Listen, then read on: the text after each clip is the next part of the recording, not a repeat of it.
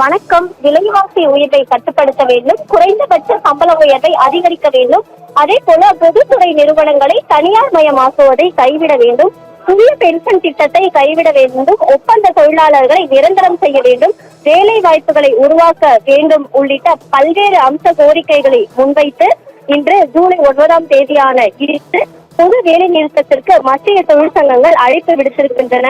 இதன் ஒரு பகுதியாக தமிழ்நாட்டில் இந்த வேலை நிறுத்த போராட்டத்துக்கு திமுகவின் தொழிற்சங்கமான தோமுக, மார்க்சிஸ்ட் கம்யூனிஸ்ட் கட்சியின் தொழிற்சங்கமான CITU, அதே போல இந்திய கம்யூனிஸ்ட் கட்சியின் தொழிற்சங்கமான AITUC, காங்கிரஸ், மதிமுக, விடுதலை சிறுத்தைகள் உள்ளிட்ட இடதுசாரிகளின் கட்சிகளைச் சேர்ந்த தொழிற்சங்கங்கள் உட்பட 13 தொழிற்சங்கங்கள் ஆதரவு தெரிவித்து இன்று தமிழ்நாடு முழுவதும் பல்வேறு கட்ட போராட்டங்களை நடத்தி வருகின்றனர். அதன் ஒரு பகுதியாக சென்னை கிண்டி ரயில் நிலையம் அருகே போராட்டமானது நடைபெற்று வருகிறது.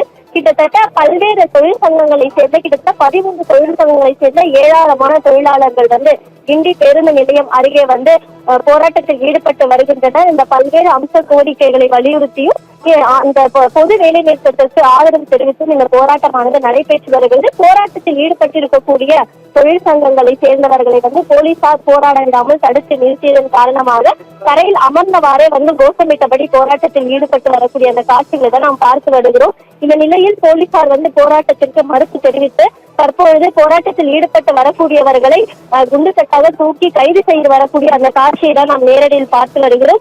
இந்த நிலையில் மத்திய தொழிற்சங்கங்களின் சார்பில் நாடு தழுவிய அளவில் இன்று வேலைநிறுத்த போராட்டமானது நடைபெற்று வரக்கூடிய நிலையில் தமிழகத்தில் பெரும்பாலான தொழிற்சங்கங்களும் ஆதரவு தெரிவிக்கும் வகையில் சென்னையின் பல்வேறு இடங்களில் இது போன்ற போராட்டமானது நடைபெற்று வருகிறது.